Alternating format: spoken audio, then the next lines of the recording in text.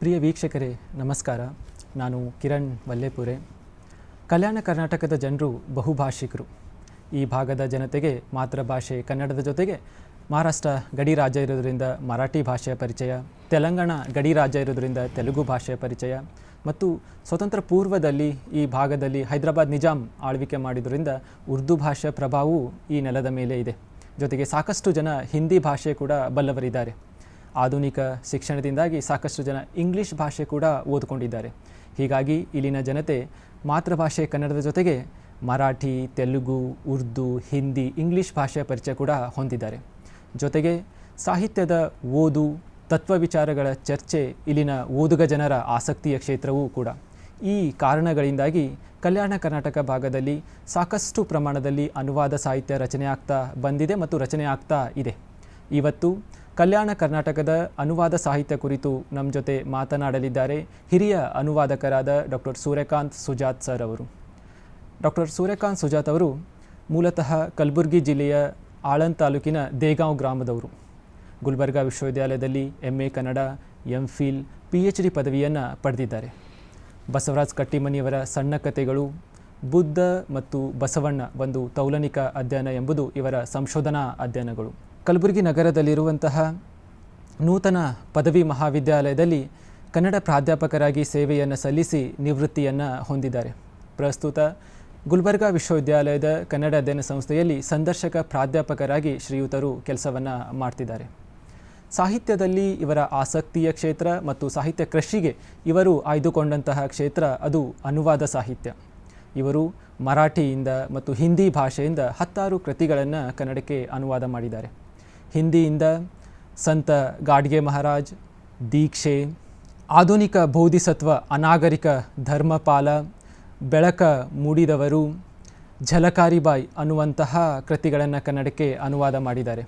ಆಮೇಲೆ ಮರಾಠಿಯಿಂದ ತೃತೀಯ ರತ್ನ, ಗುಲಾಮ್ಗಿರಿ, ಭೀಮಾ ಕೋರೆಗಾಂವ್ ವಿಜಯಸ್ತಂಭ, ಧರ್ಮದ ದೇಗುಲಗಳು ಎನ್ನುವಂತಹ ಕೃತಿಗಳನ್ನು ಕನ್ನಡಕ್ಕೆ ಅನುವಾದ ಮಾಡಿದ್ದಾರೆ. ಇವರ ಅನುವಾದ ಕೃತಿಗಳಿಗೆ ಹಲವಾರು ಪ್ರಶಸ್ತಿಗಳು ಕೂಡ ಸಿಕ್ಕಿವೆ.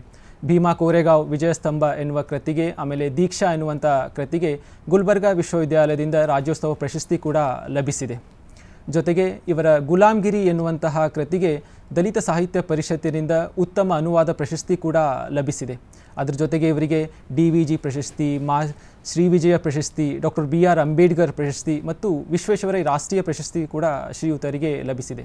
ಬನ್ನಿ ಇವತ್ತು ಕಲ್ಯಾಣ ಕರ್ನಾಟಕದ ಅನುವಾದ ಸಾಹಿತ್ಯ ಕುರಿತು ಹಿರಿಯ ಅನುವಾದಕರಾದ ಡಾಕ್ಟರ್ ಸೂರ್ಯಕಾಂತ್ ಸುಜಾತ್ ಸರ್ ಅವರೊಂದಿಗೆ ಮಾತನಾಡೋಣ.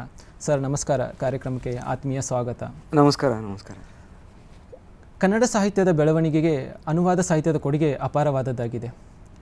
ಅನುವಾದ ಅನ್ನೋದು ಕೇವಲ ಭಾಷಾಂತರ ಅಷ್ಟೇ ಅಲ್ಲ, ಅದು ಕೃತಿಯ ಪುನಃಸೃಷ್ಟಿಯೂ ಕೂಡ.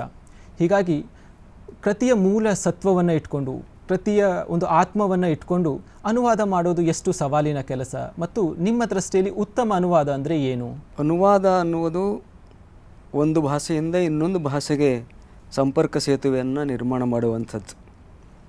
ಒಬ್ಬ ಲೇಖಕ ಒಂದು ಭಾಷೆ ಜೊತೆಗೆ ಹಲವು ಭಾಷೆಗಳನ್ನು ಓದಬೇಕಾದಂಥ, ಅರ್ಥಕೊಳ್ಬೇಕಾದಂಥ ಅವಶ್ಯಕತೆ ಇದೆ. ಅನುವಾದ ಮಾಡುವ ಸಂದರ್ಭದಲ್ಲಿ ಒಂದು ಭಾಷೆಗಿಂತ ಹೆಚ್ಚು ಭಾಷೆಗಳು ಅನುವಾದಕನಿಗೆ ಗೊತ್ತಿರಬೇಕು.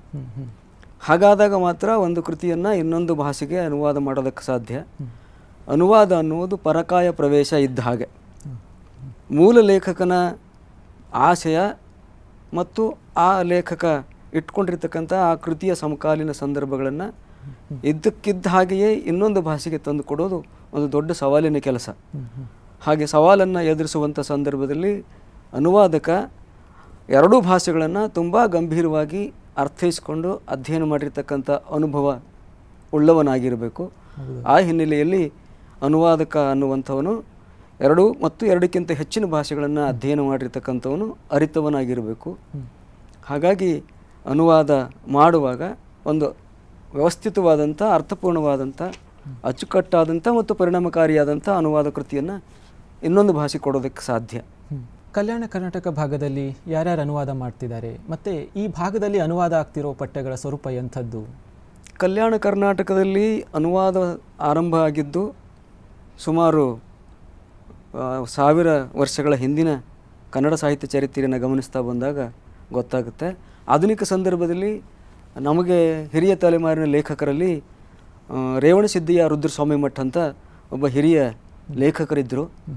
ಅವರು ಉರ್ದು ಭಾಷೆಯಿಂದ ಕೇವಡೆ ಕೆ ಬನ್ ಅನ್ನುವಂಥ ಒಂದು ಕವಿತಾ ಸಂಕಲನವನ್ನು ಕೇದಿಗೆ ಬನ ಅಂತ ಅನುವಾದ ಮಾಡಿದರು ಅವರು. ಆಮೇಲೆ ಬಾಲಚಂದ್ರ ಜಯಶೆಟ್ಟಿ ಅನ್ನುವಂಥವರು ಹಿಂದಿ ಪ್ರಾಧ್ಯಾಪಕರಾಗಿ ಅನೇಕ ಕನ್ನಡದ ಹಿರಿಯ ಲೇಖಕರ ಕೃತಿಗಳನ್ನು ವಿಶೇಷವಾಗಿ ಅನಂತಮೂರ್ತಿ ಮತ್ತು ಭೈರಪ್ಪನವರ ಕೃತಿಗಳನ್ನು ಕನ್ನಡದಿಂದ ಹಿಂದಿಗೆ ಅನುವಾದ ಮಾಡುವಂಥ ಕೆಲಸವನ್ನು ಮಾಡಿದ್ದಾರೆ. ಜೊತೆಗೆ ವಿಶೇಷವಾಗಿ ಅವರು ಭಾರತೀಯ ಕಾವ್ಯಮೀಮಾಂಸೆಯನ್ನು ತೀನಂ ಶ್ರೀಕಂಠಯ್ಯನವರ ಭಾರತೀಯ ಕಾವ್ಯಮೀಮಾಂಸೆಯನ್ನು ಹಿಂದಿಗೆ ಅನುವಾದ ಮಾಡಿದ್ದಾರೆ. ಜೊತೆಗೆ ಇನ್ನೊಬ್ಬ ವಿಶಿಷ್ಟ ಅನುವಾದಕರು ಕಾಶಿನಾಥ್ ಅಂಬುಲಿಗೆ ಅಂತ, ಅವರು ಹಿಂದಿ ಪ್ರಾಧ್ಯಾಪಕರಾಗಿ ಅನೇಕ ಹಿಂದಿ ಮತ್ತು ಪಂಜಾಬಿ ಕವಿಗಳ ಕವಿತೆಗಳನ್ನು ಕನ್ನಡಕ್ಕೆ ಅನುವಾದ ಮಾಡಿದ್ದಾರೆ. ಜೊತೆಗೆ ಇನ್ನೊಬ್ಬ ಹಿರಿಯ ಅನುವಾದಕರು ಬಾಲಚಂದ್ರ ಜಯಶೆಟ್ಟಿ ಅಂತ ಹೇಳಿ, ಅವರು ಹಿಂದಿ ಪ್ರಾಧ್ಯಾಪಕರಾಗಿ ಕೆಲಸ ಮಾಡಿರ್ತಕ್ಕಂಥವ್ರು. ಜೊತೆಗೆ ಈಗ ನಮ್ಮ ಸಮಕಾಲೀನ ಸಂದರ್ಭದಲ್ಲಿಯೇ ಹಿರಿಯ ತಲೆಮಾರಿನಲ್ಲಿ ಗುರುತಿಸುವಂಥ ಅನುವಾದಕರು ಪ್ರೊಫೆಸರ್ ಆರ್ ಕೆ ಹುಡುಗಿಯವರು. ಅವರು ಅನೇಕ ಇಂಗ್ಲೀಷ್ ಕೃತಿಗಳನ್ನು, ಹೆಸರಾಂತ ಇಂಗ್ಲೀಷ್ ಕೃತಿಗಳನ್ನು ಕನ್ನಡಕ್ಕೆ ಅವರು ಅನುವಾದ ಮಾಡಿದ್ದಾರೆ. ವಿಶೇಷವಾಗಿ ಇಂಗ್ಲೀಷ್ನಿಂದ ಕನ್ನಡಕ್ಕೆ ಅನುವಾದ ಮಾಡುವ ಆಸಕ್ತಿಯನ್ನು ಇಟ್ಕೊಂಡಿರ್ತಕ್ಕಂಥವ್ರು. ಹೀಗೆ ಸಮಕಾಲೀನ ಸಂದರ್ಭದಲ್ಲಿ ಕೆಲವು ಜನ ತುಂಬ ವಿಶಿಷ್ಟವಾದಂಥ ಅನ್ಯ ಭಾಷಾ ಕೃತಿಗಳನ್ನು ಕನ್ನಡಕ್ಕೆ ಅನುವಾದ ಮಾಡೋದಕ್ಕೆ ಮುಂದಾಗಿದ್ದಾರೆ. ಈಗಾಗಲೇ ಅನೇಕ ಕೃತಿಗಳನ್ನು ಅನುವಾದ ಮಾಡಿದ್ದಾರೆ. ಈಗಲೂ ಅನುವಾದದಲ್ಲಿ ತಮ್ಮನ್ನು ತಾವು ತೊಡಗಿಸ್ಕೊಂಡಿದ್ದಾರೆ. ನೀವು ಹಿಂದಿ ಮತ್ತು ಮರಾಠಿಯಿಂದ 10 ಕೃತಿಗಳನ್ನು ಕನ್ನಡಕ್ಕೆ ಅನುವಾದ ಮಾಡಿದ್ದೀರಿ. ಅನುವಾದ ಸಾಹಿತ್ಯದಲ್ಲಿ ನಿಮಗೆ ಆಸಕ್ತಿ ಹುಟ್ಟಿದ್ದು ಹೇಗೆ? ಆಮೇಲೆ ಈ ಹಿಂದಿ ಮತ್ತು ಮರಾಠಿ ಭಾಷೆ ಮೇಲೆ ಹಿಡಿತ ದಕ್ಕಿದ್ದು ಹೇಗೆ ನಿಮಗೆ? ಮೊದಲನೇದಾಗಿ ನನಗೆ ಆಸಕ್ತಿ ಹುಟ್ಟಿರೋದು ಹೇಗೆ ಅಂತಂದರೆ, ನಾನು ಕನ್ನಡ ಸಾಹಿತ್ಯದ ವಿದ್ಯಾರ್ಥಿಯಾಗಿ ಕನ್ನಡದ ಪ್ರಾಚೀನ ಸಾಹಿತ್ಯದಿಂದ ಹಿಡಿದು ಆಧುನಿಕ ಸಂದರ್ಭದ ತನಕ ಕನ್ನಡದ ವಿವಿಧ ಪ್ರಕಾರಗಳಲ್ಲಿ ರಚನೆಗೊಂಡಿರ್ತಕ್ಕಂಥ ಕೃತಿಗಳನ್ನು ಅಧ್ಯಯನ ಮಾಡ್ತಾ ಬಂದೆ. ನನಗೆ ಒಂದಿಷ್ಟು ಬೇರೆ ಭಾಷೆಯ ಕೃತಿಗಳನ್ನು ಓದಬೇಕು ಅಂತ ಕುತೂಹಲ ಇತ್ತು. ಅದರಲ್ಲಿ ವಿಶೇಷವಾಗಿ ನನಗೆ ತೀರಾ ಹತ್ತಿರದ ಭಾಷೆ, ನನ್ನ ರಾಜ್ಯದ ಪಕ್ಕದ ರಾಜ್ಯದ ಭಾಷೆ ಹಿಂದಿ ಮತ್ತು ಮರಾಠಿ ಇರೋದರಿಂದ ನನಗೆ ಆರಂಭದಿಂದ ಹಿಂದಿ ಕೃತಿಗಳನ್ನು ಓದುವ ಕುತೂಹಲ ಇತ್ತು. ಹಾಗಾಗಿ ಹಿಂದಿ ಕೃತಿಗಳನ್ನು ಓದ್ತಾನೆ ಒಂದಿಷ್ಟು ಅದನ್ನು ಅರ್ಥ ಮಾಡಿಕೊಳ್ಳುವ ಪ್ರಯತ್ನ ಮಾಡ್ತಾ ಬಂದೆ. ಜೊತೆಗೆ ನನಗೆ ಹೆಚ್ಚು ಹಿಂದಿ ಮತ್ತು ಮರಾಠಿ ಕೃತಿಗಳನ್ನು ಓದುವುದಕ್ಕೆ ಆಸಕ್ತಿ ಉಂಟಾಗಿರೋದು ನನಗೆ ಒಂದಿಷ್ಟು ಮರಾಠಿ ಮತ್ತು ಹಿಂದಿ ಭಾಷೆ ಅರ್ಥ ಮಾಡ್ಕೊಳ್ಳೋಕ್ಕೆ ಸಾಧ್ಯ ಆಗಿರೋದ್ರಿಂದ. ಹಾಗಾಗೋದಕ್ಕೆ ಕಾರಣ ಏನು ಅಂದರೆ, ನನಗೆ ನನ್ನ ಸಂಬಂಧಿಕರು ಮಹಾರಾಷ್ಟ್ರದ ಪುಣೆಯಲ್ಲಿ ವಾಸಿಸ್ತಾರೆ. ನಾನು ಆಗಾಗೆಲ್ಲ ನಾನು ಓದಿನ ಸಂದರ್ಭದಿಂದ ಹಿಡಿದು ಇಲ್ಲಿಯವರೆಗೆ ರಜೆಯಲ್ಲೆಲ್ಲ ನಾನು ಅಲ್ಲಿ ಹೋಗಿರ್ತಾ ಇದ್ದೆ. ವಿದ್ಯಾರ್ಥಿ ದೆಸೆಯಿಂದನೇ ನಾನು ಅಲ್ಲಿ ಹೋಗಿರ್ತಾ ಇದ್ದೆ. 1 ತಿಂಗಳು 15 ದಿವಸ ಹಾಗೆ ಅಲ್ಲಿ ಕಾಲ ಕಳೀತಾ ಇದ್ದೆ. ಅಲ್ಲಿ ಮರಾಠಿ ಮಾತಾಡುವಂಥ ಸಂಪರ್ಕ ನನಗೆ ದೊರೀತಾ ಇತ್ತು. ಅವ್ರು ಆಡುವ ಮರಾಠಿಯನ್ನು ಕೇಳ್ತಾ ನನಗೆ ಆ ಮರಾಠಿ ಭಾಷೆಯ ವಿಶಿಷ್ಟವಾದಂಥ ಅನುಭವ ಮತ್ತು ಹಿಂದಿ ಭಾಷೆಯ ಅನುಭವ ನನಗೆ ಆ ಮೂಲಕ ಆಗೋದಕ್ಕೆ ಸಾಧ್ಯ ಆಯಿತು. ಹಾಗಾಗಿ ಹಿಂದಿ ಮತ್ತು ಮರಾಠಿ ಭಾಷಾ ಕೃತಿಗಳನ್ನು ನಾನು ಹೆಚ್ಚು ಓದೋದಕ್ಕೆ ನನ್ನನ್ನು ನಾನು ತೊಡಗಿಸ್ಕೊಂಡಿದ್ದೀನಿ. ಆಮೇಲೆ ನೀವು ಮುಖ್ಯವಾಗಿ ಸಾಮಾಜಿಕ ಅಸಮಾನತೆಯ ವಿರುದ್ಧ ಧ್ವನಿ ಎತ್ತುವಂತಹ ಸೃಜನಶೀಲ ಮತ್ತು ವೈಚಾರಿಕ ಕೃತಿಗಳನ್ನು ಕನ್ನಡಕ್ಕೆ ಅನುವಾದ ಮಾಡಿದ್ದೀರಿ. ಹೌದು. ಸಾಮಾನ್ಯವಾಗಿ ನೀವು ಅನುವಾದಕ್ಕೆ ಪಠ್ಯಗಳನ್ನು ಆಯ್ಕೆ ಮಾಡುವಾಗ ಮುಖ್ಯವಾಗಿ ಯಾವ್ಯಾವ ಅಂಶಗಳನ್ನು ಗಮನಿಸ್ತೀರಿ? ನನಗೆ ಕರ್ನಾಟಕದ ಸಂದರ್ಭದಲ್ಲಿ ಗಮನಿಸುವಾಗ ಒಂದಿಷ್ಟು ಪ್ರಗತಿಪರವಾದಂಥ ಆಲೋಚನೆಗಳು ಇಟ್ಕೊಂಡು ಹುಟ್ಕೊಂಡಿರ್ತಕ್ಕಂಥ ವಚನ ಸಾಹಿತ್ಯ, ದಾಸ ಸಾಹಿತ್ಯ ಹಾಗೂ ತತ್ವಪದ ಸಾಹಿತ್ಯ ಇತ್ಯಾದಿಗಳನ್ನು ಗಮನಿಸ್ತಿರ್ಬೇಕಾದ್ರೆ ಅವುಗಳಲ್ಲಿ ಒಂದಿಷ್ಟು ಸಾಮಾಜಿಕ ಅಸಮಾನತೆಯ ವಿರುದ್ಧ, ಶೋಷಣೆಯ ವಿರುದ್ಧ ಬಂದಿರುವಂಥ ಸಾಹಿತ್ಯ ಕೃತಿಗಳಿದ್ದಾವೆ, ವಚನಗಳಿದ್ದಾವೆ. ಅವುಗಳನ್ನು ಓದ್ತಾ ನನಗೆ ಮರಾಠಿ ಮತ್ತು ಹಿಂದಿ ಭಾಷೆ ಒಂದಿಷ್ಟು ಅರ್ಥ ಮಾಡ್ಕೊಳ್ಳೋಕೆ ಸಾಧ್ಯ ಆಗಿರೋದ್ರಿಂದ ಅಂಥ ಕೃತಿಗಳು ಮರಾಠಿ ಮತ್ತು ಹಿಂದಿಯಲ್ಲಿ ಇವೆ ಅನ್ನೋದು ಗಮನಕ್ಕೆ ಬಂದ ಮೇಲೆ ನನಗೆ ಕನ್ನಡ ಸಾಹಿತ್ಯಕ್ಕೆ ಇನ್ನೊಂದಿಷ್ಟು ಪ್ರಗತಿಪರವಾದಂಥ ಕೃತಿಗಳನ್ನು ತಂದು ಕೊಡಬೇಕು ಅನ್ನುವ ಆಶಯದಿಂದ ನಾನು ಒಂದಿಷ್ಟು ಸಾಮಾಜಿಕ ಬದಲಾವಣೆಯ, ಒಂದಿಷ್ಟು ಸಾಮಾಜಿಕ ಅನಿಷ್ಟಗಳ ವಿರುದ್ಧದ ಆಲೋಚನೆ ಇರುವಂಥ, ಸಾಮಾಜಿಕ ಸಮಾನತೆಗೆ ಪೂರಕವಾಗುವಂಥ ಹಿಂದಿ ಮತ್ತು ಮರಾಠಿ ಕೃತಿಗಳನ್ನು ಕನ್ನಡಕ್ಕೆ ತರೋದಕ್ಕೆ ನಾನು ಪ್ರಯತ್ನ ಮಾಡಿದ್ದೀನಿ. ಅದು ಸಮಕಾಲೀನ ಸಂದರ್ಭದ ತುರ್ತು ಕೂಡ ಅಂತ ನಾನು ಅಂದ್ಕೊಂಡಿದ್ದೀನಿ.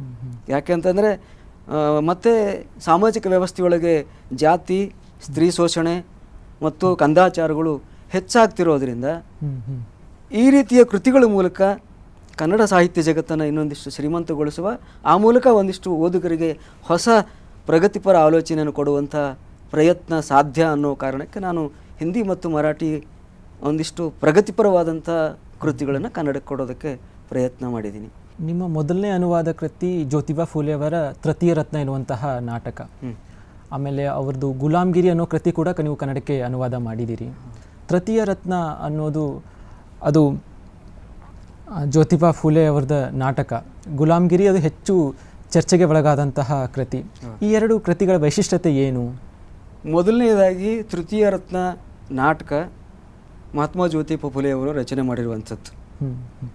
ಕಾಲಾಂತರದಿಂದ ಅಕ್ಷರ ವಂಚಿತರಾಗಿರುವಂಥ, ಅಧಿಕಾರ ವಂಚಿತರಾಗಿರುವಂಥ, ಅವಕಾಶ ವಂಚಿತರಾಗಿರುವಂಥ ಜನರನ್ನು ಮತ್ತೆ ಮತ್ತೆ ಮೌಢ್ಯದಲ್ಲಿ ಇಟ್ಟು ಅವರಿಂದ ದಕ್ಕಬೇಕಾದಂಥ ಲಾಭಗಳನ್ನು ದಕ್ಕಿಸ್ಕೊಳ್ಳುವಂಥ ಒಂದು ಸಾಮಾಜಿಕ ವ್ಯವಸ್ಥೆಯ ಮೇಲ್ವರ್ಗ ಇವತ್ತಿಗೂ ಇದೆ.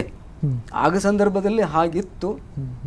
ಅಲ್ಲಿ ಅನಕ್ಷರಸ್ಥ ಹೆಣ್ಣು ಮಗಳನ್ನು ಹೇಗೆ ಅಕ್ಷರಸ್ಥ ಮೇಲ್ವರ್ಗದ ವ್ಯಕ್ತಿ ಅನಿಸ್ಕೊಂಡಿರ್ತಕ್ಕಂಥವನು ಶೋಷಣೆ ಮಾಡುವ ಮೂಲಕ ತನ್ನ ಲಾಭವನ್ನು ಗಿಟ್ಟಿಸ್ಕೊಳ್ತಾನೆ ಅನ್ನೋದನ್ನು ಮಹಾತ್ಮ ಜ್ಯೋತಿಬಾ ಫುಲೆಯವರು ಆ ಕೃತಿಯಲ್ಲಿ ದಾಖಲಿಸಿದ್ದಾರೆ. ಹಾಗೆ ದಾಖಲಿಸ್ತಾ ಹೊಸ ಜಗತ್ತಿಗೆ ತೆರೆದುಕೊಳ್ಳುವ ಸಂದರ್ಭದಲ್ಲಿ ಒಂದು ಕ್ರಿಶ್ಚಿಯನ್ ವ್ಯಕ್ತಿ ಬಂದು ಬದಲಾವಣೆಗೆ ಸಾಧ್ಯ, ನೀವು ಅಕ್ಷರವಂತರಾಗೋದಕ್ಕೆ ಸಾಧ್ಯ ಅನ್ನೋ ಅರಿವನ್ನು ತಂದುಕೊಡುವಂಥ ಕೆಲಸವನ್ನು ಆ ಕೃತಿಯೊಳಗಡೆ ಮಹಾತ್ಮ ಜ್ಯೋತಿಬಾ ಫುಲೆಯವರು ಮಾಡೋದಕ್ಕೆ ಪ್ರಯತ್ನ ಮಾಡ್ತಾರೆ. ಆ ಕೃತಿಯೊಳಗಡೆ ಹೀಗೆ ಶೋಷಣೆಗೆ ಯಾರ್ಯಾರು ಕಾರಣ, ಶೋಷಣೆಗೆ ಒಳಗಾಗುವವರು ಎಂಥವರು, ಅವರನ್ನು ಶೋಷಣೆಯಿಂದ ಮುಕ್ತಗೊಳಿಸೋದಕ್ಕೆ ಏನು ಮಾಡೋದಕ್ಕೆ ಸಾಧ್ಯ ಅನ್ನೋದನ್ನು ಜ್ಯೋತಿಬಾ ಫುಲೆಯವರು ತೃತೀಯ ರತ್ನ ನಾಟಕದಲ್ಲಿ ಸ್ಪಷ್ಟಪಡಿಸಿದ್ದಾರೆ. ಅಕ್ಷರ ಬಹಳ ಮುಖ್ಯವಾಗಿ ಬೇಕಾಗಿರ್ತಕ್ಕಂಥದ್ದು ಮನುಷ್ಯ ಬದುಕು ಬದಲಾವಣೆ ಮಾಡ್ಕೊಳ್ಳೋದಕ್ಕೆ ಅನ್ನೋದನ್ನು ಆ ಮೂಲಕ ಫುಲೆಯವರು ಹೇಳೋದಕ್ಕೆ ಪ್ರಯತ್ನ ಮಾಡಿದ್ದಾರೆ. ಅದು ಮೊದಲನೇ ಅನುವಾದ. ಆಮೇಲೆ ನಾನು ಮಹಾತ್ಮ ಜ್ಯೋತಿಬಾ ಫುಲೆಯವರ ಗುಲಾಮ್ಗಿರಿ ಕೃತಿಯನ್ನು ಕನ್ನಡಕ್ಕೆ ಅನುವಾದ ಮಾಡಿದ್ದೀನಿ. ಭಾಳ ವಿಶೇಷವಾಗಿ ಮಹಾತ್ಮ ಜ್ಯೋತಿಬಾ ಫುಲೆಯವರು ಮಹಾರಾಷ್ಟ್ರದಲ್ಲಿ ಆಗಿನ ಸಂದರ್ಭದಲ್ಲಿ ಅತ್ಯಂತ ಪ್ರಗತಿಪರವಾದಂಥ ಚಿಂತನೆ ಉಳ್ಳಂಥ ಲೇಖಕರು ಮತ್ತು ಸಾಮಾಜಿಕ ಹೋರಾಟಗಾರರು ಕೂಡ. ಕಾಲಾಂತರದಿಂದ ನಡೆದು ಬಂದಿರತಕ್ಕಂಥ ಈ ಅವತಾರಗಳ ಕಲ್ಪನೆ ಏನಿದೆಯಲ್ಲ, ಹಿಂದೂ ಪಾರಂಪರಿಕ ನೆಲೆಯೊಳಗೆ ಅವತಾರಗಳಿದ್ದಾವೆ.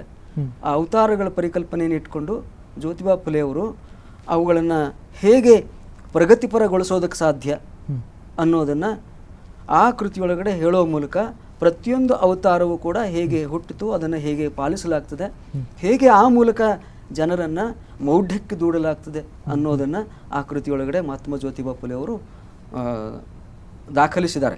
ಅಂಥ ಕೃತಿ ಕನ್ನಡಕ್ಕೆ ಇಲ್ಲ ಅನ್ನೋದನ್ನು ನಾನು ಗಮನಿಸಿದ ಸಂದರ್ಭದಲ್ಲಿ ಆ ರೀತಿಯ ಪ್ರಗತಿಪರವಾದಂಥ ಚಿಂತನಪರವಾದಂಥ ಕೃತಿ ಕನ್ನಡಕ್ಕೆ ಅವಶ್ಯಕ ಅನ್ನೋ ಕಾರಣಕ್ಕೆ ನಾನು ಜ್ಯೋತಿಬಾ ಫುಲೆಯವರ ಗುಲಾಮಗಿರಿ ಕೃತಿಯನ್ನು ಓದಿ ಕನ್ನಡಕ್ಕೆ ಅದನ್ನು ಒದಗಿಸಿಕೊಟ್ಟಿದ್ದೀನಿ. ಅದು ತುಂಬ ವಿಶಿಷ್ಟವಾದಂಥ ಕೃತಿ ಮತ್ತು ಪ್ರಗತಿಪರ ಚಿಂತನೆಗೆ ಪೂರಕವಾಗುವಂಥ ಕೃತಿ ಅನ್ನೋದನ್ನು ನಾನು ಗಮನಿಸಿ ಆ ಅನುವಾದವನ್ನು ಮಾಡಿದ್ದೀನಿ.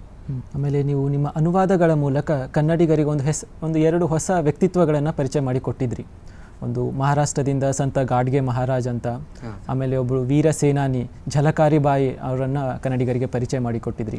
ಈ ಸಂತ ಗಾಡ್ಗೆ ಮಹಾರಾಜ್ ಮತ್ತು ಝಲಕಾರಿ ಬಾಯಿ ಅನುವಾದ ಕೃತಿಗಳ ವಿಶೇಷತೆ ಏನು? ಮೊದಲನೇದಾಗಿ ಗಾಡ್ಗೆ ಮಹಾರಾಜ್ ಕೃತಿ ಇದೆಯಲ್ಲ, ನನಗೆ ಅದನ್ನೇ ಮಾಡಬೇಕು ಅನ್ನೋ ಪ್ರೇರಣೆ ಬಂದದ್ದು. ನನಗೆ ತೀರಾ ಹತ್ತಿರದವಾಗಿರುವಂಥವ್ರು ಮಹಾರಾಷ್ಟ್ರಕ್ಕೆ ಆಗಾಗೆಲ್ಲ ಹೋಗ್ತಿರ್ತಿದ್ರು. ಅವರು ಬಂದ ಮೇಲೆ ಇಲ್ಲಿ ಎಲ್ಲ ಮಾತಾಡ್ತಾ ಗಾಡ್ಗೆ ಮಹಾರಾಜ, ಚೋಕಮೇಳ, ಇನ್ನೂ ಅನೇಕ ಅಲ್ಲಿಯ ಸಂತರ ಕುರಿತು ಅವರು ಹೆಸರಿಸ್ತಾ ಇದ್ದರು. ಒಂದು ಪುಸ್ತಕ ಮಳಿಗೆಯೊಳಗೆ ಗಾಡ್ಗೆ ಮಹಾರಾಜ್ ಪುಸ್ತಕ ನನ್ನ ಕಣ್ಣಿಗೆ ಬಿತ್ತು. ಆ ಪುಸ್ತಕ ಸಂಗ್ರಹ ಮಾಡಿಕೊಂಡೆ, ಅದನ್ನು ಓದ್ತಾ ಹೋದೆ. ತುಂಬ ಅದ್ಭುತವಾದಂತಹ ವ್ಯಕ್ತಿ ಗಾಡ್ಗೆ ಮಹಾರಾಜ್. ಆತನ ಮೂಲ ಹೆಸರು ಡೇಬೂಜಿ ಅಂತ. ಬಡತನದ ಕುಟುಂಬದಲ್ಲಿ ಜನಿಸಿರ್ತಕ್ಕಂಥ ವ್ಯಕ್ತಿ. ತಂದೆ ತಾಯಿಗಳು ಹೇಳಿದ ಹಾಗೆ ದನ ಕಾಯೋದಕ್ಕೆ ಹೋಗೋ ಕೆಲಸ ಆತನದು. ಆತ ದನ ಕಾಯ್ತಾ ಗೆಳೆಯರ ಜೊತೆಗೆ ಸೇರಿಕೊಂಡು ಹಾಡೋದಕ್ಕೆ ಶುರು ಮಾಡಿದ್ರು. ಅವರು ಹಾಡ್ತಾ ಹಾಡು ಹೆಚ್ಚು ಪ್ರಚಾರ ಪಡಿತಾ ಕಾಡಿನಿಂದ ಹಳ್ಳಿಗೆ ಬಂತು. ಇವ್ರು ಹಾಡ್ತಾರೆ ಗುಂಪು ಕಟ್ಕೊಂಡು ಅಂತ. ಆವಾಗ ಇವರಿಗೆಲ್ಲ ಅಕ್ಕಪಕ್ಕದ ಹಳ್ಳಿಗಳಿಗೆಲ್ಲ ಹಾಡು ಹಾಡೋದಕ್ಕೆ ಕರೆಯೋದಕ್ಕೆ ಶುರು ಮಾಡಿದರು. ಇವರು ದನ ಕಾಯೋದು ಬಿಟ್ಟು ಹಾಡು ಹಾಡೋದಕ್ಕೆ ಶುರು ಮಾಡಿದ್ರು. ತಂದೆ ತಾಯಿಗಳಿಗೆ ಅನಿಸೋದಕ್ಕೆ ಶುರು ಆಯ್ತು, ಈ ಹುಡುಗ ಯಾಕೋ ಸುಧಾರಿಸಂಗಿಲ್ಲ ಅಂತ. ಅವನಿಗೆ ಮದುವೆ ಮಾಡಬೇಕು ಅಂತ ಪ್ರಯತ್ನ ಮಾಡಿದರು. ತಂದೆ ತಾಯಿ ಸೇರಿಕೊಂಡು ಅವನನ್ನು ಮದುವೆ ಮಾಡಿದರು. ಮಾಡಿದ ಮೇಲೂ ಕೂಡ ದನ ಕಾಯೋ ಕೆಲಸ ಮಾಡ್ತಾಯಿದ್ರು. ಬಿಡುವಿದ್ದಾಗಲೆಲ್ಲ ಎಲ್ಲೆಲ್ಲಿ ಆತನಿಗೆ ಹಾಡು ಹಾಡೋದಕ್ಕೆ ಕರಿತಾಯಿದ್ರು, ಹೋಗ್ತಾಯಿದ್ರು. ಒಂದು ಸಲ ಈ ಸುತ್ತಲ ಜಗತ್ತನ್ನು ಗಾಡ್ಗೆ ಮಹಾರಾಜ್ ಗಮನಿಸ್ತಾ ಬಂದ. ತುಂಬ ಶೋಷಣೆ, ಅನ್ಯಾಯ, ಅಸ್ವಚ್ಛತೆ ಮುಂತಾದವುಗಳೆಲ್ಲ ಆತನ ಕಣ್ಣಿಗೆ ಕಾಣಿಸ್ತಾ ಇದ್ವು ಸಾಮಾಜಿಕ ವ್ಯವಸ್ಥೆ ಒಳಗಡೆ. ಇದನ್ನು ಯಾರು ಸರಿಪಡಿಸಬೇಕು ಅನ್ನೋ ಚಿಂತೆ ಆತನಿಗೆ ಕಾಡೋದಕ್ಕೆ ಶುರು ಆಯಿತು. ಇದಕ್ಕಿದ್ದ ಹಾಗೆ ಒಂದು ದಿನ ನಿರ್ಧಾರ ಮಾಡಿ ಮನೆ ಬಿಟ್ಟು ಹೊರಗಡೆ ಬಂದುಬಿಟ್ಟ ಗಾಡ್ಗೆ ಮಹಾರಾಜ್. ಹಾಗೆ ಹೊರಗಡೆ ಬಂದವನು ಹಳ್ಳಿಯಿಂದ ಹಳ್ಳಿಗೆ ಹೋಗೋದಕ್ಕೆ ಶುರು ಮಾಡಿದ. ಆತನು ಮಾಡೋ ಕೆಲಸ ಏನು ಅಂದರೆ, ಒಂದು ಹಳ್ಳಿಗೆ ಹೋದ ತಕ್ಷಣ ಹಳ್ಳಿ ಪಕ್ಕದಲ್ಲಿರುವಂಥ ಹೊಲಸನ್ನೆಲ್ಲ ಕಸ ಗುಡಿಸಿ ಬೇರೆ ಕಡೆಗೆ ಎಸೆಯೋದು ಮಾಡೋಕ್ಕೆ ಶುರು ಮಾಡಿದ. ಆರಂಭದಲ್ಲಿ ಭಾಳ ಜನ ನೋಡಿದವರು, ಹಳ್ಳಿ ಜನ ಎಲ್ಲ ಈತ ಹುಚ್ಚ ಇದ್ದಾನೆ ಹಾಗೆ ಹೇಗೆ ಅಂತ ಮಾಡಿದರು. ಕೆಲವು ಹುಚ್ಚು ನಾಯಿಗಳು ಬೆನ್ನು ಹತ್ತಿ ಕಚ್ಚೋದಕ್ಕೆ ಶುರು ಮಾಡಿದವು. ಅದನ್ನೆಲ್ಲ ಸಹಿಸ್ತಾ ಆ ಕೆಲಸವನ್ನು ನಿರಂತರ ಮಾಡ್ತಾ ಬಂದರು. ಭಾಳ ವಿಶೇಷವಾದದ್ದೇನು ಅಂದರೆ, ಗಾಡ್ಗೆ ಮಹಾರಾಜ್ ಅನಕ್ಷರಸ್ಥ ವ್ಯಕ್ತಿ, ಶಾಲೆಗೆ ಹೋದವರಲ್ಲ, ಒಂದು ಅಕ್ಷರ ಕಲ್ತವರಲ್ಲ. ಹಾಗೆ ಹೋಗ್ತಾ ಆ ಕೆಲಸ ಮಾಡ್ತಾ ಇರುವಾಗ ಜನರಿಗೆ ಅನಿಸಿತು, ಇವರೇನೋ ವಿಶೇಷವಾದದ್ದನ್ನು ಮಾಡ್ತಿದ್ದಾರೆ. ಅವರು ಮಾಡೋ ಕೆಲಸದ ಜೊತೆಗೆ ಹಳ್ಳಿಯ ಜನ ಕೈ ಜೋಡಿಸೋದಕ್ಕೆ ಶುರು ಮಾಡಿದರು. ಹಳ್ಳಿಯೆಲ್ಲ ಸ್ವಚ್ಛ ಆಗೋದಕ್ಕೆ ಶುರು ಆಯಿತು. ಬಹಳ ವಿಶೇಷವಾಗಿ ಒತ್ತು ಕೊಟ್ಟು ಹೇಳಬೇಕಾದದ್ದೇನು ಅಂದರೆ, ಗಾಡ್ಗೆ ಮಹಾರಾಜ್ ಇಡೀ ಬದುಕಿನ ತುಂಬ ಯಾರೇ ಕರೆದರೂ ಕೂಡ ಅವ್ರ ಮನೆಗೆ ಹೋಗಿಲ್ಲ. ಅವರು ಹಳ್ಳಿ ಅಕ್ಕಪಕ್ಕ ಇರೋ ಕಸ ಗುಡಿಸೋದು, ಅಲ್ಲೇ ಕೂತ್ಕೊಳ್ಳೋದು, ಎಲ್ಲೋ ನೀರು ಹರಿತಿದ್ರೆ ನೀರು ಕುಡಿಯೋದು, ಯಾರೋ ತಂದು ಕೊಟ್ಟರೆ ಊಟ ಮಾಡೋದು, ಆ ಕೆಲಸ ಮಾಡ್ತಾ ಬಂದರು ಅವರು. ಮತ್ತು ವಿಶೇಷವಾದದ್ದೇನು ಅಂದರೆ, ಗಾಡ್ಗೆ ಮಹಾರಾಜ್ ಅಂತ ಹೆಸರು ಬಂದಿರೋದು ಹೇಗೆ ಅಂದರೆ, ಅವರು ಮನೆ ಬಿಟ್ಟು ಹೊರಗಡೆ ಹೋಗುವ ಒಂದು ಗಡಿಗೆಯ ತಳಭಾಗ, ಒಡೆದ ಗಡಿಗೆಯ ತಳಭಾಗವನ್ನು ಇಟ್ಕೊಂಡಿದ್ರು. ಆಮೇಲೆ ಕೈಯಲ್ಲಿ ಒಂದು ಕೋಲು. ಹೋದಲ್ಲೆಲ್ಲ ಯಾರಾದರೂ ತಂದು ಊಟಕ್ಕೆ ಹಾಕಿದರೆ ಆ ಗಡಿಗೆ ತಳದಲ್ಲಿ ಹಾಕ್ಕೊಂಡು ಅದನ್ನೇ ಊಟ ಮಾಡೋದು, ನೀರು ಕೊಟ್ಟರೆ ನೀರು ಕುಡಿಯೋದು, ಹರಿಯೋ ನೀರು ಕುಡಿಯೋದು, ಎಲ್ಲಾದರೂ ಗುಡಿ ಗುಂಡಾರದಲ್ಲಿ ವಾಸ ಮಾಡೋದು. ಆ ಗಡಿಗೆ ಊಟ ಆದಮೇಲೆ ಅದನ್ನು ತಲೆ ಮೇಲೆ ಹಾಕ್ಕೊಂಡು ಹಾಗೆ ಹಳ್ಳಿಯಿಂದ ಹಳ್ಳಿಗೆ ಹೋಗೋದು. ಆಮೇಲೆ ಎಲ್ಲೆಲ್ಲೆಲ್ಲ ಬಟ್ಟೆಗಳು ತುಣುಕು ಬಿದ್ದಾವೋ ಅವುಗಳನ್ನು ಜೋಡಿಸಿಕೊಂಡು ಬಟ್ಟೆ ಮಾಡಿಕೊಂಡು ಹೇಗೆ ಹಳ್ಳಿಯಿಂದ ಹಳ್ಳಿಗೆ ಸಂಚಾರ ಮಾಡ್ತಾ ಹಾಡ್ತಾನೆ ಪ್ರವಚನ ಮಾಡೋದಕ್ಕೆ ಶುರು ಮಾಡಿದರು ಅವರು. ಅದ್ಭುತವಾದಂಥ ಪ್ರವಚನ ಅದು, ತುಂಬ ವೈಜ್ಞಾನಿಕವಾದಂಥ ಪ್ರವಚನ. ಹೀಗೆ ದೇವರ ದರ್ಶನಕ್ಕೆ ಹೋಗುವಂಥವ್ರನ್ನು ಅರಿವು ಮೂಡಿಸುವಂಥ ಕೆಲಸವನ್ನು ಮಾಡ್ತಾ ಬಂದರು. ದೇವರುಗಳ ಕುರಿತಂತೆ ಅವರಿಗಿರುವಂಥ ವಿಶಿಷ್ಟವಾದಂಥ ಅರಿವನ್ನು ಮೂಡಿಸೋದಕ್ಕೆ ಪ್ರಯತ್ನ ಮಾಡಿದರು. ಹಾಗೆ ಇಡೀ ಹಳ್ಳಿಯನ್ನು ಅವರು ಮಾಡೋ ಮೂಲಕ, ಅವರಲ್ಲಿ ಪ್ರಗತಿಯನ್ನು ಉಂಟು ಮಾಡೋ ಮೂಲಕ ಎಲ್ಲರಲ್ಲಿಯೂ ಕೂಡ ಸ್ವಚ್ಛತೆಯನ್ನು ಕಾಪಾಡಿಕೊಳ್ಬೇಕು ಅನ್ನುವಂಥ ಅರಿವನ್ನು ಮೂಡಿಸ್ತಕ್ಕಂಥವ್ರು ಗಾಡ್ಗೆ ಮಹಾರಾಜ್. ಅವರು ವಿಶೇಷವಾದದ್ದು ಒಂದನ್ನು ಹೇಳ್ತಾರೆ ಪ್ರವಚನದೊಳಗೆ, ನಿಮ್ಮ ಮಕ್ಕಳಿಗೆ ಓದಿಸಿರಿ ಅಂತ. ಎದುರು ಕೂತ್ಕೊಂಡು ಪ್ರವಚನ ಕೇಳೋರು ಹೇಳ್ತಾರೆ, ಇಲ್ಲ ನಾವೆಲ್ಲ ಬಡವರಿದ್ದೀವಿ, ಮಕ್ಕಳಿಗೆ ಹೇಗೆ ಓದಿಸೋದು ಅಂತ. ಅವಾಗ ಗಾಡ್ಗೆ ಮಹಾರಾಜ್ ಕೇಳ್ತಾರೆ, ನೀವು ಊಟ ಮಾಡ್ತೀರಾ ಅಂತ. ಹೌದು ಊಟ ಮಾಡ್ತೀವಿ ಅಂತ. ಹೇಗೆ ಊಟ ಮಾಡ್ತೀರಿ? ತಟ್ಟೆ ಒಳಗೆ ಊಟ ಮಾಡ್ತೀವಿ ಅಂತ. ತುಂಬ ವಿಶಿಷ್ಟವಾದಂಥ ಮಾತು ಗಾಡ್ಗೆ ಮಹಾರಾಜ್ ಅವ್ರದ್ದು. ಕೈಯಲ್ಲಿ ನೀವು ರೊಟ್ಟಿ ಹಿಡ್ಕೊಂಡು ಊಟ ಮಾಡಿ, ಆ ತಟ್ಟೆಯನ್ನು ಮಾರಿ ಅದರಿಂದ ಬಂದಿರೋ ದುಡ್ಡು ತೊಗೊಂಡು ಮಕ್ಕಳಿಗೆ ಶಿಕ್ಷಣ ಕೊಡಿಸಿ ಅಂತ. ಒಬ್ಬ ಅನಕ್ಷರಸ್ಥ ವ್ಯಕ್ತಿ ಶಿಕ್ಷಣದ ಮಹತ್ವವನ್ನು ಅರ್ಥ ಮಾಡಿಕೊಂಡು ಜನರಿಗೆ ಅದನ್ನು ಹೇಳೋದಕ್ಕೆ ಪ್ರಯತ್ನ ಮಾಡ್ತಾರೆ. ಮುಂದೆ ಡಾಕ್ಟರ್ ಬಾಬಾ ಸಾಹೇಬ್ ಅಂಬೇಡ್ಕರ್ ಅವರ ಸಂಪರ್ಕ ಅವ್ರಿಗೆ ಬರ್ತದೆ. ಬಾಬಾ ಸಾಹೇಬರು ಮಾಡುವಂಥ ಎಲ್ಲ ಕೆಲಸವನ್ನು ಮೆಚ್ಚಿಕೊಂಡು ಗುಣಗಾನ ಮಾಡ್ತಾ ಹೋಗ್ತಿರ್ತಾರೆ. ಇಂಥ ವ್ಯಕ್ತಿ ಅಂಥ ಅದ್ಭುತವಾದಂಥ ಕೆಲಸ ಮಾಡಿದ್ದಾರೆ. ಅರಿವು ಹೇಗೆ ಜನರಲ್ಲಿ ಮೂಡಿಸಿದ್ದಾರೆ ಸ್ವಚ್ಛತೆಯ ಕುರಿತಂತೆ ಅನ್ನೋದು ನನಗೆ ಭಾಳ ಕಾಡಿರೋದ್ರಿಂದ ಅದನ್ನು ಕನ್ನಡಕ್ಕೆ ಅನುವಾದ ಮಾಡಿದ್ದೀನಿ. ಸ್ವಚ್ಛತೆ ಎಷ್ಟು ಮುಖ್ಯ ಮನುಷ್ಯ ಬದುಕಿಗೆ ಅನ್ನೋದನ್ನು ಗಾಡ್ಗೆ ಮಹಾರಾಜರಿಂದ ನಾವೆಲ್ಲ ಕಲ್ತ್ಕೋಬೇಕು ಅನ್ನೋ ಕಾರಣಕ್ಕೆ ಆ ಕೆಲಸವನ್ನು ನಾನು ಅನುವಾದ ಮಾಡುವ ಮೂಲಕ ಕನ್ನಡಕ್ಕೆ ತಂದಿದ್ದೀನಿ. ಸ್ವಚ್ಛತೆ ಮತ್ತು ಶಿಕ್ಷಣಕ್ಕೆ ಹೆಚ್ಚಿನ ಆದ್ಯತೆ ಕೊಟ್ಟವಂಥವ್ರು. ಶಿಕ್ಷಣ ಮತ್ತು ಸ್ವಚ್ಛತೆ. ಆಮೇಲೆ ಝಲಕಾರಿ ಬಾಯಿ ಅನ್ನೋ ಕೃತಿಯನ್ನು ಕೂಡ ಕನ್ನಡಕ್ಕೆ ಅನುವಾದ ಮಾಡಿದ್ರಿ. ಅವರು ವೀರ ಸೇನಾನಿ, ಹೊಸ ಪರ್ಸನಾಲಿಟಿ ಕನ್ನಡಿಗರಿಗೆ. ಅದು ಆ ಕೃತಿಯ ವಿಶೇಷತೆ. ವೀರಾಂಗನ ಝಲಕಾರ ಬಾಯಿ ಅನ್ನುವಂಥ ಒಂದು ಸಣ್ಣ ಕೃತಿಯನ್ನು ನಾನು ಅನುವಾದ ಮಾಡಿದ್ದೀನಿ. ತುಂಬ ವಿಶೇಷವಾದಂಥ ಪಾತ್ರ ಅದು. ನಿಮಗೆಲ್ಲ ಝಾನ್ಸಿ ರಾಣಿ ಲಕ್ಷ್ಮೀಬಾಯಿ ಗೊತ್ತಿರಬೇಕು. ಅದು ಎಲ್ರಿಗೂ ಗೊತ್ತು, ಬಟ್ ಈರು ಪರಿಚಯ ಇರಲಿಲ್ಲ. ಝಾನ್ಸಿ ರಾಣಿ ಲಕ್ಷ್ಮೀಬಾಯಿ ಆಕೆ ದತ್ತು ಪುತ್ರ ತೆಗೆದುಕೊಂಡ ಸಂದರ್ಭದಲ್ಲಿ ಬ್ರಿಟಿಷರು ಆಗಿನ ಸಂದರ್ಭದಲ್ಲಿ ದತ್ತು ಪುತ್ರರಿಗೆ ಹಕ್ಕಿಲ್ಲ ಅನ್ನುವಂಥ ಒಂದು ಘೋಷಣೆ ಇತ್ತು, ಅವ್ರ ಕಾನೂನಾಗಿತ್ತು ಅದು. ದತ್ತು ಪುತ್ರರನ್ನ ತೆಗೆದುಕೊಂಡ ಮೇಲೆ ಬ್ರಿಟಿಷರು ಝಾನ್ಸಿಯ ಮೇಲೆ ದಾಳಿ ಮಾಡೋದಕ್ಕೆ ಸಿದ್ಧರಾಗ್ತಾರೆ. ಹಾಗೆ ಸಿದ್ಧರಾದ ಸಂದರ್ಭದಲ್ಲಿ ಹೇಗೆ ಅವರನ್ನು ಎದುರಿಸಬೇಕು ಅನ್ನೋ ಸಮಸ್ಯೆ ಉಂಟಾಗ್ತದೆ. ಆಕ್ಕಿಂತ ಪೂರ್ವದಲ್ಲಿ ಝಾನ್ಸಿ ರಾಣಿಯ ಸೈನ್ಯದೊಳಗಡೆ ಈ ಛಲಕಾರಿ ಬಾಯಿಯ ಪತಿ ಪೂರನ್ ಅನ್ನುವಂಥವ್ರು ಸೈನ್ಯದಲ್ಲಿ ಸೈನಿಕರಾಗಿರ್ತಾರೆ. ಹಾಗೆ ಸೈನಿಕರಾಗಿದ್ದಂತಹ ಗಳಿಗೆಯೊಳಗೆ ರಾಜ್ಯವನ್ನು ರಕ್ಷಿಸಿಕೊಳ್ಳುವಂತಹ ಆಲೋಚನೆಗಳು ಝಾನ್ಸಿ ರಾಣಿ ಲಕ್ಷ್ಮೀಬಾಯಿಗೆ ಬರ್ತವೆ. ಒಂದು ಸಲ ಇದಕ್ಕಿದ್ದ ಹಾಗೆ ಹೆಣ್ಣು ಮಕ್ಕಳು ಸೈನ್ಯ ಕಟ್ಟಬೇಕು ಅಂತ ಅನಿಸೋದಕ್ಕೆ ಶುರು ಆಗ್ತದೆ ಝಾನ್ಸಿ ರಾಣಿ ಲಕ್ಷ್ಮೀಬಾಯಿಗೆ. ಆವಾಗ ಅವರು ಒಂದು ಯೋಜನೆ ಹಾಕೊಳ್ತಾರೆ. ತಮ್ಮ ಅರಮನೆಗೆ ಪೂಜೆಗೆ ಅಂತ ಎಲ್ಲ ಹೆಣ್ಮಕ್ಳನ್ನ ಕರೆಸ್ತಾರೆ. ಕುಂಕುಮ ಅಂತ ಕಾರ್ಯಕ್ರಮ ಇರ್ತದೆ. ಆ ಗಳಿಗೆ ಒಳಗೆ ಈ ಪೂರನ್ ಅನ್ನುವನ ಹೆಂಡತಿ ಝಲಕಾರಿ ಬಾಯಿ ಕೂಡ ಎಲ್ಲ ಹೆಣ್ಮಕ್ಳ ಜೊತೆಗೆ ಅಲ್ಲಿಗೆ ಬಂದಿರ್ತಾರೆ. ಬಂದಾಗ ಝಾನ್ಸಿ ರಾಣಿ ಲಕ್ಷ್ಮೀಬಾಯಿ ಈ ಝಲಕಾರಿ ಬಾಯಿಯನ್ನು ನೋಡಿದ ತಕ್ಷಣ ಗಾಬರಿ ಆಗ್ತಾರೆ. ಸ್ವಲ್ಪ ಬಣ್ಣದಲ್ಲಿ ಹೆಚ್ಚು ಕಡಿಮೆ, ಅವ್ರ ಎತ್ತರ, ಅವ್ರ ದೈಹಿಕ ಆಕಾರ ಎಲ್ಲ ತನ್ನ ಹಾಗೆ ಕಾಣಿಸೋದಕ್ಕೆ ಶುರು ಆಗ್ತದೆ ಝಾನ್ಸಿ ರಾಣಿ ಲಕ್ಷ್ಮೀಬಾಯಿಗೆ. ಝಲಕಾರಿ ಬಾಯಿ ನನ್ನ ಹಾಗೆ ಇದ್ದಾಳೆ ಅಂತ. ಆವಾಗ ಮಾತಾಡ್ತಾರೆ. ಮಾತಾಡಿದ ಮೇಲೆ ನೀವು ನಮ್ಮ ಸೈನ್ಯದೊಳಗೆ ಇರಬೇಕು ಅಂತ ನಿರ್ಧಾರ ಮಾಡ್ತಾರೆ. ಅಷ್ಟೊತ್ತಿಗೆ ಸಣ್ಣವಳಿದ್ದಾಗ ಝಲಕಾರಿ ಬಾಯಿ ಒಂದೆರಡು ದೊಡ್ಡ ದೊಡ್ಡ ಸಾಹಸದ ಕೆಲಸಗಳನ್ನು ಮಾಡಿರ್ತಾರೆ. ಆ ಸುದ್ದಿ ಮಹಾರಾಣಿಗೆ ಮುಟ್ಟಿರ್ತದೆ. ಆವಾಗ ಆಕೆ ನಮ್ಮಲ್ಲಿ ಒಂದು ಸೈನ್ಯ ಕಟ್ಟೋಣ ಅಂತ ದುರ್ಗಾ ಸೇನೆ ಅಂತ ಒಂದು ಸೈನ್ಯ ಕಟ್ಕೊಳ್ತಾರೆ. ಆ ದುರ್ಗಾ ಸೇನೆಯ ಮುಖಂಡಳಾಗಿ ಝಲಕಾರಿ ಬಾಯಿಗೆ ನೇಮಕ ಮಾಡ್ತಾರೆ.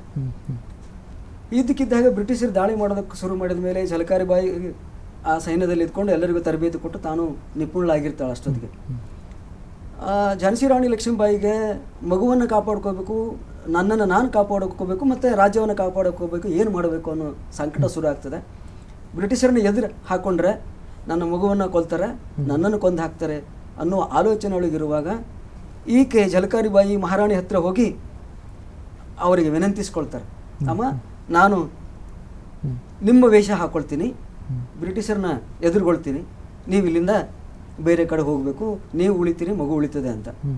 ಆವಾಗ ಹೋಗಿ ಮಹಾರಾಣಿಯ ವೇಷಭೂಷಣಗಳ ಝಲಕಾರಿ ಬಾಯಿ ಹಾಕ್ಕೊಂಡು ರಾಣಿಯನ್ನು ಕತ್ತಲಲ್ಲಿ ಕುದುರೆ ಮೇಲೆ ಕೂಡಿಸಿ ಬೇರೆ ದಾರಿಯಿಂದ ಬೇರೆ ಕಡೆಗೆ ಕಳಿಸಿ ಆಕೆ ದೂರ ಹೋಗೋ ತನಕ ಬ್ರಿಟಿಷರನ್ನು ಎದುರುಗೊಂಡು ಹೋರಾಟ ಮಾಡ್ತಾ ಮಾಡ್ತಾ ಅನೇಕ ಜನರ ಜೀವನ ಝಲಕಾರಿ ಬಾಯಿ ತೆಗೆದು ಹೋರಾಟ ಮುಂದುವರಿಸ್ತಾ ಇರ್ತಾರೆ. ಕೊನೆಗೆ ಒಂದು ಸಲ ಆಕೆಗೆ ಬ್ರಿಟಿಷರೆಲ್ಲ ಸೈನಿಕರೆಲ್ಲ ಸೇರ್ಕೊಂಡು ಸೆರೆ ಹಿಡಿತಾರೆ. ಸೆರೆ ಹಿಡ್ಕೊಂಡು ಬ್ರಿಟಿಷ್ ಅರಸನ ಹತ್ರ ತಗೊಂಡು ಹೋಗ್ತಾರೆ, ನಾವು ಮಹಾರಾಣಿಯನ್ನು ಹಿಡಿದೀವಿ ಅಂತ. ಆವಾಗ ಅಲ್ಲಿಯೇ ಇದ್ದಂಥ ಭಾರತೀಯ ಒಬ್ಬ ಸೈನಿಕ ಹೇಳ್ತಾನೆ, ಇಲ್ಲ ಇವರು ಝಾನ್ಸಿ ರಾಣಿ ಲಕ್ಷ್ಮೀಬಾಯಿ ಅಲ್ಲ, ಆಕೆಯ ಸೈನ್ಯದಲ್ಲಿರ್ತಕ್ಕಂಥ ದುರ್ಗಾ ಸೇನೆಯ ಒಬ್ಬ ಸೈನಿಕಳು ಅಂತ. ಬ್ರಿಟಿಷರಿಗೆ ಗಾಬರಿ ಆಗ್ತದೆ, ರಾಣಿ ತಪ್ಪಿಸ್ಕೊಂಡು ಹೋದ್ಲಲ್ಲ ಅಂತ. ಏನು ಮಾಡೋಕ್ಕಾಗಲ್ಲ ಅಂಥೇಳಿ ಆಕೆಗೆ ಇತಿಹಾಸ ಏನು ಹೇಳುತ್ತೆ ಅಂದರೆ ಆಕೆಯನ್ನು ಬ್ರಿಟಿಷರು ಕೊಂದು ಹಾಕಿದ್ರು ಅಂತ ಒಂದು ಕಡೆಗೆ ದಾಖಲಾಗ್ತದೆ. ಆಕೆಯ ಸಾಹಸವನ್ನು ಗಮನಿಸಿರ್ತಕ್ಕಂಥ ಬ್ರಿಟಿಷ್ ಅಧಿಕಾರಿ ಅವಳ ಜೀವ ಸಮೇತ ಬಿಟ್ಬಿಟ್ಟ ಅನ್ನುವಂಥ ಒಂದು ಕಡೆಗೆ ಇತಿಹಾಸ ಇದೆ. ಇಂತಹ ಅದ್ಭುತವಾದಂಥ ಕೆಲಸವನ್ನು ಮಾಡಿರ್ತಕ್ಕಂಥ ಝಲಕಾರಿ ಬಾಯಿ ಇತಿಹಾಸದಲ್ಲಿ ದಾಖಲಾಗದೇ ಹೋಗಿರ್ತಕ್ಕಂಥ ಸಂದರ್ಭ. ಒಬ್ಬ ರಾಣಿಯನ್ನು ಮತ್ತು ಆಕೆ ದತ್ತುಪುತ್ರರನ್ನು ಉಳಿಸಿರ್ತಕ್ಕಂಥ ಹೆಣ್ಮಗಳಾಕೆ ತುಂಬ ಸಾಹಸದಿಂದ ಹೋರಾಟ ಮಾಡಿ ಬ್ರಿಟಿಷರನ್ನ ತಾಸುಗಳ ಗಟ್ಟಲೆ ಎದುರು ಹಾಕೊಂಡಿರ್ತಕ್ಕಂಥ ಹೆಣ್ಮಗಳು. ಅಂಥ ಹೆಣ್ಮಗಳ ಚರಿತ್ರೆ ತುಂಬ ಮೂಲಗುಂಪಾಗಿರ್ತಕ್ಕಂಥದ್ದನ್ನು ಗಮನಿಸಿರ್ತಕ್ಕಂಥ ನಾನು ಒಂದು ಸಣ್ಣ ಚರಿತ್ರೆಯನ್ನು ಕನ್ನಡಕ್ಕೂ ತರಬೇಕು ಅನ್ನುವ ಉದ್ದೇಶದಿಂದ ವೀರಾಂಗನೆ ಝಲಕಾರಿ ಬಾಯಿ ಅನ್ನುವಂಥ ಕೃತಿಯನ್ನು ಕನ್ನಡಕ್ಕೆ ಅನುವಾದ ಮಾಡಿ ತಂದಿದ್ದೀನಿ. ಆಮೇಲೆ ನೀವು ಅನುವಾದ ಮಾಡಿದಂತಹ 2 ಕೃತಿಗಳಿಗೆ ಗುಲ್ಬರ್ಗಾ ವಿಶ್ವವಿದ್ಯಾಲಯ ರಾಜ್ಯೋತ್ಸವ ಪ್ರಶಸ್ತಿ ಕೂಡ ಲಭಿಸಿದೆ. ಭೀಮಾ ಕೋರೆಗಾಂವ್ ವಿಜಯಸ್ತಂಭ ಮತ್ತು ಬಿ ಶ್ಯಾಮ್ ಸುಂದರ್ ಅವರ ದೀಕ್ಷೆ ಅನ್ನುವಂತಹ ಕೃತಿಗಳಿಗೆ. ಈ 2 ಕೃತಿಗಳ ವಸ್ತು ವಿಷಯ ಏನು? ಬಿ ಶ್ಯಾಮ್ ಸುಂದರ್ ಅವರು ಸುಮಾರು 17 ಕೃತಿಗಳನ್ನು ರಚನೆ ಮಾಡಿದ್ದಾರೆ. ಈಗ ಸಿಗುವಂಥವುಗಳು ಕೆಲವು. ದೀಕ್ಷೆ ಅನ್ನುವಂಥದ್ದು ಒಂದು ಕೃತಿ. ಭಾರತಕ್ಕೆ ಸ್ವಾತಂತ್ರ್ಯ ಬಂದ ಸಂದರ್ಭದಲ್ಲಿ ಮೊಟ್ಟ ಮೊದಲ ಸಾರ್ವತ್ರಿಕ ಚುನಾವಣೆ ನಡೀಬೇಕಾಗಿರ್ತದೆ. ಬಿ ಶ್ಯಾಮ್ ಸುಂದರ್ ಅವರಿಗೆ ನೀವು ನಾಮಪತ್ರ ಹಾಕಿ ನಮ್ಮ ಪತ್ರ ಹಾಕಿ ಅಂತ ಆತ್ಮೀಯರು ಹೇಳೋಕ್ಕೆ ಶುರು ಮಾಡ್ತಾರೆ. ಆವಾಗ ಪರಿಸ್ಥಿತಿ ನೋಡ್ಕೊಂಡಿರೋ ಶ್ಯಾಮ್ ಸುಂದರ್ ಅವರು, ನನ್ನಂಥವನು ಚುನಾವಣೆಗೆ ನಿಂತ್ಕೊಂಡ್ರೆ ಆರಿಸಿ ಬರೋದಕ್ಕೆ ಸಾಧ್ಯ ಇಲ್ಲ, ನಾನು ಬೇರೆ ಕಡೆಗೆ ಹೋಗಬೇಕು, ಹಿಮಾಲಯಕ್ಕೆ ಹೋಗಬೇಕು ಅಂತ ಆಲೋಚನೆ ಮಾಡ್ತಾರೆ. ಅವ್ರ ಕಾಲ್ಪನಿಕತೆ ಅದು. ಹಾಗೆ ಆಲೋಚನೆ ಮಾಡಿ ಹಿಮಾಲಯದಲ್ಲಿ ಒಂದು ದೊಡ್ಡ ಸಮ್ಮೇಳನ ನಡೆದಿರ್ತದೆ, ಸ್ವಾಮೀಜಿಗಳ ಸಮ್ಮೇಳನ, ಅಲ್ಲಿ ಹೋಗಿ ಭಾಗವಹಿಸಬೇಕು ಅಂತ ಹೋಗೋಕ್ಕೆ ಸಿದ್ಧರಾಗಿರ್ತಾರೆ. ಸ್ಟೇಷನ್ಗೆ ಹೋದ್ಮೇಲೆ ಮುಂಚೆನೇ ಆ ಸಮ್ಮೇಳನ ಮುಗಿದು ಹೋಗಿದೆ ಅಂತ ಗೊತ್ತಾಗ್ತದೆ. ಆದರೂ ಅಲ್ಲಿಗೆ ಹೋಗೋಣ ಅಂತ ಒಂದು ಪಾತ್ರದ ಮೂಲಕ ಅಲ್ಲಿಗೆ ಹೋಗ್ತಾರೆ. ಅಲ್ಲಿಗೆ ಹೋದ್ಮೇಲೆ ಅಲ್ಲಿರೋ ಒಂದಿಷ್ಟು ಜನ ಇರ್ತಾರೆ ಸ್ವಾಮೀಜಿಗಳೆಲ್ಲ. ಅಲ್ಲಿ ಹೋಗಿ ಇವರು ಕೂಡ ಅಲ್ಲಿ ಹೋಗಿ ಪ್ರವಚನ ಕೇಳ್ತಾ ಕೂತ್ಕೊಂಡಿರ್ತಾರೆ. ಆ ಕೂತ್ಕೊಂಡಿರೋ ಗಳಿಗೆ ಒಳಗೆ ಪ್ರವಚನ ತೀರಾ ಗಂಭೀರವಾಗಿ ನಡೀತಾ ಇರ್ತದೆ. ಆ ಸ್ವಾಮೀಜಿಗಳ ಕುಟೀರದಿಂದ ಒಂದು ಸಣ್ಣ ಮಗುವಿನ ಅಳುವೆ ಧ್ವನಿ ಕೇಳಿಸ್ತದೆ. ಶ್ಯಾಮ್ ಸುಂದರ್ ಅವರೇ ಗಾಬರಿ ಆಗ್ತದೆ. ಸನ್ಯಾಸಿಗಳಾಗಿರ್ತಕ್ಕಂಥ ಸ್ವಾಮೀಜಿಗಳ ಕುಟೀರದಿಂದ ಮಗುವಿನ ಧ್ವನಿ ಬರ್ತದೆ ಅಂತ. ಅಲ್ಲಿಂದ ಬೇಸರ ಪಟ್ಕೊಂಡು ಅವರು ವಾಪಸ್ ಬರ್ತಾರೆ. ಹಾಗೆ ಬಂದವರು ಆ ರೀತಿಯ ಆಡಂಬರದ ತೋರಿಕೆಯ ಸನ್ಯಾಸಿಯ ಬದುಕನ್ನು ವಿಡಂಬನೆ ಮಾಡುವ ಮೂಲಕ ಆ ನಾಟಕವನ್ನು ಬರೆದಿದ್ದಾರೆ. ಜೊತೆಗೆ ಭಾರತೀಯ ವ್ಯವಸ್ಥೆ ಆರಂಭದ ಸಂದರ್ಭದಲ್ಲಿಯೇ ಚುನಾವಣಾ ವ್ಯವಸ್ಥೆ ಹೇಗಾಗಿತ್ತು ಅನ್ನೋದನ್ನು ಜನರಿಗೆ ತಿಳಿಸ್ಕೊಡೋದ ಪ್ರಯತ್ನದ ಮೂಲಕ ಆ ನಾಟಕವನ್ನು ಅವರು ರಚನೆ ಮಾಡ್ತಾರೆ. ಅಂತಹ ಕೃತಿ ಕನ್ನಡದಲ್ಲಿ ನಾನು ಆಗಲೇ ಹೇಳಿದ ಹಾಗೆ ಒಂದಿಷ್ಟು ಪ್ರಗತಿಪರವಾದಂಥ ಒಂದಿಷ್ಟು ಸಾಮಾಜಿಕ ಬದಲಾವಣೆಗೆ ಪೂರಕವಾಗುವಂಥ ಕೃತಿಗಳು ಬೇಕು ಅನ್ನೋ ಕಾರಣಕ್ಕೆ ಅಂತಹ ಕೃತಿಗಳನ್ನು ಎತ್ಕೊಂಡು ಅದರೊಳಗೆ ಬಿ ಶ್ಯಾಮ್ ಸುಂದರ್ ಅವರ ಕೃತಿ ಕೂಡ ಒಂದು. ಬೇರೆ ಭಾಷೆಯಿಂದ ಕನ್ನಡಕ್ಕೆ ಅನುವಾದ ಮಾಡೋದು ಒಂದು ಭಾಗ ಆದರೆ ಕನ್ನಡದಿಂದ ಇತರ ಭಾರತೀಯ ಭಾಷೆಗಳಿಗೆ ಅನುವಾದ ಮಾಡೋದು ಇನ್ನೊಂದು ಭಾಗ. ಕಲ್ಯಾಣ ಕರ್ನಾಟಕದ ಯಾವ ಲೇಖಕರ ಯಾವ್ಯಾವ ಕೃತಿಗಳು ಭಾರತದ ಇತರ ಭಾರತೀಯ ಭಾಷೆಗಳಿಗೆ ಅನುವಾದ ಆಗಬೇಕು ಅಂತ ಅನಿಸುತ್ತೆ? ಮತ್ತು ಈ ಭಾಗದ ಲೇಖಕರ ಕೃತಿಗಳು ಇತರ ಭಾರತೀಯ ಭಾಷೆಗಳಿಗೆ ಅನುವಾದ ಆಗಬೇಕಾದ್ರೆ ಈ ಭಾಗದಲ್ಲಿ ಯಾವ ರೀತಿಯ ಒಂದು ಸಂಸ್ಥಾತ್ಮಕ ಬೆಂಬಲದ ಅಗತ್ಯವಿದೆ? ಈಗಾಗಲೇ ನಾನು ಹೇಳಿದ ಹಾಗೆ ಕನ್ನಡದ ಕೆಲವು ಕೃತಿಗಳನ್ನು ಹಿಂದಿಗೆ ಬಾಲಚಂದ್ರ ಜಯಶೆಟ್ಟಿಯವರು ಅನುವಾದ ಮಾಡಿದ್ದಾರೆ. ಆಮೇಲೆ ನಂತರದಲ್ಲಿ ಬಾಬುರಾವ್ ಕಾಂಬ್ಳೆ ಅಂತ ಇಲ್ಲೊಬ್ಬರು KSRTCಯಲ್ಲಿ ಕೆಲಸ ಮಾಡಿ ನಿವೃತ್ತರಾದವರು. ಅವರು ಕನ್ನಡದ ಕೆಲವು ಕೃತಿಗಳನ್ನು ಮರಾಠಿಗೆ ಅನುವಾದ ಮಾಡಿದ್ದಾರೆ. ಬಹುಮುಖ್ಯವಾಗಿ ಕನಕದಾಸರ ಕೀರ್ತನೆಗಳನ್ನು ಅನುವಾದ ಮಾಡಿದ್ದಾರೆ ಅವರು. ಆಮೇಲೆ ಮೂರ್ನಾಕುಡಿ ಚಿನ್ನಸ್ವಾಮಿಯವರ ಕವಿತೆಗಳನ್ನು ಕನ್ನಡದಿಂದ ಅನುವಾದ ಮಾಡಿದ್ದಾರೆ. ಜೊತೆಗೆ KS ಭಗವಾನ್ ಅವರ ಒಂದೆರಡು ಕೃತಿಗಳನ್ನು ಅವರು ಮರಾಠಿಗೆ ಅನುವಾದ ಮಾಡಿದ್ದಾರೆ. ಹೀಗೆ ಕನ್ನಡದ ಅನೇಕ ಕೃತಿಗಳು, ತುಂಬ ಹೆಸರಾಂತ ಕೃತಿಗಳನ್ನು ಬೇರೆ ಬೇರೆ ಭಾಷೆಗೆ ಅನುವಾದ ಮಾಡಬೇಕಾದಂಥ ಅವಶ್ಯಕತೆ ಇದೆ. ವಿಶೇಷವಾಗಿ ಕಲ್ಯಾಣ ಕರ್ನಾಟಕದಲ್ಲಿ ರಚನೆ ಆಗಿರ್ತಕ್ಕಂಥ ಕನ್ನಡದ ಅನೇಕ ಕೃತಿಗಳು ತುಂಬ ವಿಶಿಷ್ಟವಾದಂಥ ಕೃತಿಗಳು. ಅವುಗಳನ್ನು ಅದರಲ್ಲಿ ನಾಟಕ, ಕವಿತೆ, ಕಾದಂಬರಿ ಈ ಎಲ್ಲ ಕ್ಷೇತ್ರಗಳಲ್ಲಿ ಕೆಲಸ ಮಾಡಿರ್ತಕ್ಕಂಥವರಿದ್ದಾರೆ. ಅನೇಕ ಜನ ತುಂಬ ವಿಶಿಷ್ಟವಾದಂಥ ಕಥೆಗಳನ್ನು ಬರೆದವರಿದ್ದಾರೆ. ಇವುಗಳು ಕೂಡ ಬೇರೆ ಭಾಷೆಗೆ ಅನುವಾದಗೊಂಡ್ರೆ ಪರಸ್ಪರ ಭಾಷಾ ಕೊಡುಗೆ ಮತ್ತು ಇಲ್ಲಿಯ ವಸ್ತು ವಿಷಯ ಮತ್ತು ಸಂಸ್ಕೃತಿ ಇತ್ಯಾದಿಗಳನ್ನು ಇನ್ನೊಂದು ಭಾಷೆಗೆ ಅದನ್ನು ವರ್ಗಾಯಿಸಿದಾಗ ಆಗುತ್ತೆ ಅನ್ನೋ ಉದ್ದೇಶ ಇಟ್ಕೊಂಡು ಅನುವಾದ ಮಾಡಬೇಕಾದಂಥ ಅವಶ್ಯಕತೆ ಇದೆ. ಇಲ್ಲಿ ಹಿರಿಯರಾಗಿರ್ತಕ್ಕಂಥ ಅನೇಕ ಜನರಿದ್ದಾರೆ. ಅವರು ಈಗಾಗಲೇ ಕನ್ನಡದಲ್ಲಿ ಅನೇಕ ವಿಶಿಷ್ಟವಾದಂಥ ಕೃತಿಗಳನ್ನು ಕೊಟ್ಟಿದ್ದಾರೆ. ಅಂಥವ್ರ ಕೃತಿಗಳು ಕಾದಂಬರಿ, ಕಾವ್ಯ, ಕಥೆ ಇತ್ಯಾದಿಗಳೆಲ್ಲ ಭಾರತದ ಇತರ ಭಾಷೆಗೆ ಅನುವಾದಗೊಳ್ಳಬೇಕು ಅನ್ನುವಂಥದ್ದು ಭಾಳ ಅವಶ್ಯಕವಾಗಿದೆ. ಇಷ್ಟೊತ್ತು ಕಲ್ಯಾಣ ಕರ್ನಾಟಕದ ಅನುವಾದ ಸಾಹಿತ್ಯ ಕುರಿತು ಮಾತನಾಡಿದ ತಮ್ಮ ಅನುಭವಗಳನ್ನು ಹಂಚಿಕೊಂಡಂತಹ ಹಿರಿಯ ಅನುವಾದಕರಾದ ಡಾಕ್ಟರ್ ಸೂರ್ಯಕಾಂತ್ ಸುಜಾತ್ ಅವರಿಗೆ ಚಂದನ ಟಿವಿಯ ಎಲ್ಲ ವೀಕ್ಷಕರ ಪರವಾಗಿ ವಂದನೆಗಳನ್ನು ಸಲ್ಲಿಸುತ್ತಾ ನಮಸ್ಕಾರ.